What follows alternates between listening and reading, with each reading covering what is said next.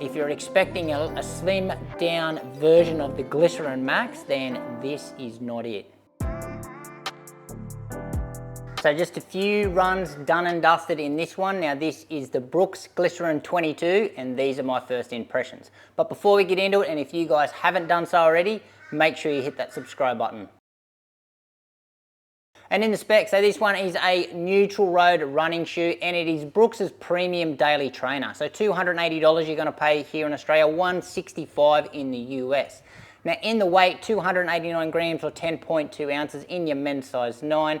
Now in the stack height, 38 in the rear, 28 in the front, and that's going to give us a 10mm drop. And in the upper, the material that they're using here is a engineered double jacquard knit. So that's a bit of a mouthful there, but the material itself, as always with the Glycerin, premium. The breathability is okay, so especially here just through the toe box. The rest of the shoe is quite built up, and it's just, yeah, a really built, puffy shoe. Really solid heel counter at the back there, so it shares lots of similarities with the previous model, but they've got some new additions here. So they've got a little pull tab on the back, and that sort of ties around to the top of the heel collar here. As you can see, it looks like a bit of a sock, but it actually doesn't touch the skin at all. Now it looks like we've got more padding around the heel collar, so lots, probably the most, up there with the most padded shoe on the market, I have to say. Yeah, so much padding there in the heel collar, and the tongue, again, super puffy, super plush padded tongue. The tongue is not gusseted again, so that is a bit of a shame. This plushness and puffiness continues on the laces, so probably about the same laces of what you would have known in the previous model, if you're familiar with that. But I'm going to say that the lockdown, so I'm having a little bit of issues with the lockdown in the shoe, is because there is so much padding in it, and it feels like my foot just sits too high up in the shoe. So I'm not sitting in the shoe where all this padding can wrap around my shoe. I feel like my foot is sort of half up inside it.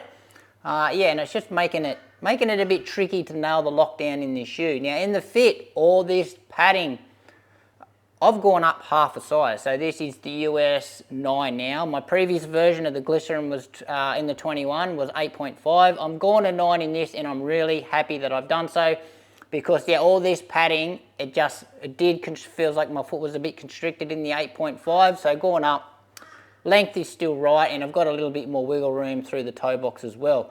So if you're prone to your foot coming forward with all that padding, or you don't like your foot feeling really sort of suffocated in the shoe, then consider going half size up. Build quality with Brooks is always excellent, and the stepping comfort, yeah, it's not too bad. And in the outsole, so we have got a new tread pattern on the bottom of the shoe, but I'm not convinced that it is the same rubber compound, and I'll go into that in a minute. But rubber coverage, as you can see, it's a daily trainer, so lots of rubber on the bottom of the shoe, and the rubber is quite thick. The tread pattern is really interesting, so it looks like it's just been squeezed out of a toothpaste and just splattered on the bottom of the shoe. But whatever it's done, I'm not sure, as I said, I'm not sure if it's the same rubber compound, but this shoe is pretty slippery in the wet conditions, which is pretty disappointing. So considering how good the Glycerin Max is in all conditions, so that rubber is, yeah, sticky, that's really good. And also I don't recall the Glycerin 21 being this slippery in the wet conditions. But yeah, we've got a bit of a channel through the rear of the foot here, adding a bit of softness to the ride, and the rest of it is just exposed foam. And in the midsole, so the Glycerin 22 has been updated with a new foam compound, and it got me excited prior to the release of this shoe. So it's got the DNA tuned midsole, and that is the same midsole of what they say it's the same midsole as what was in the Brooks Glycerin Max, and I absolutely love that shoe. So super excited to see it in this shoe.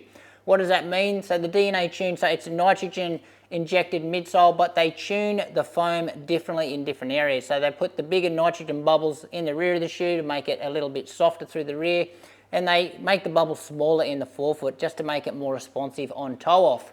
No plate in this midsole foam. Rigidity wise, not too bad, pretty solid, just as you expect for a daily trainer. Geometry wise, very, very traditional here. A bit of curvature there, but this is not an overly rocket shoe. It's definitely more on the traditional side. And in the ride, so the first word that is coming to mind is boring. So I was really excited when this shoe was releasing. I've seen the new foam in it. I've read the description of what it is.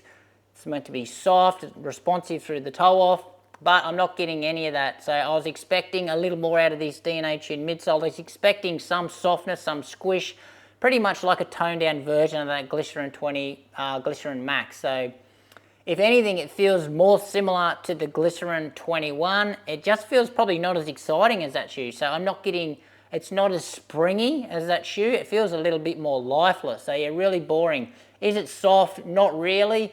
It's got a really soft sock liner in it, so you can sink into the sock liner quite well. But once I start to hit the foam, it actually just feels quite firm to me, even through the rear. Yeah, not much bounce, not much squish. Is it responsive? Not really. So I'm not getting much pop out of the forefoot either. Yeah, overall it just feels quite, quite dead, to be quite honest. And yeah, if you can't tell, I'm a little bit disappointed in the shoe. Yes, it's very stable. Yes, it's very cushioned, and yes, you're very protected from the road. Will I think it do its job as a daily trainer? Yes, but if you're expecting a slim down version of the Glycerin Max, then this is not it. And like so far, so I do like the new design, so I like the look of it, and I really appreciate the build quality of the shoe. And what I'm still figuring out is what they've done to the midsole. So what is this DNA Tune midsole? It feels nothing like the Glycerin Max. For me, it just feels sort of like maybe a firmer Nimbus, or a bit of a mix between the last year's Glycerin 21 and the new Nimbus. And dislikes in this shoe is this slippery outsole. And just wrapping up my first impressions here, so if you can't tell, I'm pretty disappointed so far in the shoe. It's just, this ride is just so dull, it's so lifeless, I'm just not getting anything out of it, and I had the biggest expectations of this shoe, this DNA tuned midsole, so I don't know what's going on with it. As I said before, it feels like a firmer Nimbus maybe because it's got the really soft sock liner, but I'm not getting anything out of the foam. Not getting any responsiveness, no squish, no bounce. Yeah, just a bit boring, but I do think the traditional Glycerin fans will be quite happy with it because it just feels like an old school Glycerin to me. So there you have it. That's my first impressions. I think I'm going to force myself to get to enough Ks in this shoe to give a full review, but I tell you what, it's going to be a grind because I've got some other shoes that I'm testing right now that are much better to run in than this shoe. So I'll stick with it and I'll grind it out. Maybe this foam might soften up a little bit, might break in, but it shouldn't have to break in, especially seeing how good that DNA Tune midsole was in the Glycerin Max. But anyway, that's it from me. Any questions you've got with this shoe, how it relates to anything else, or if you've got any experience in this shoe so far, if you're having the same issues as me, please let me know in the comments. Thanks for watching. Make sure you give this video a like, subscribe to the channel, and we'll see you next time.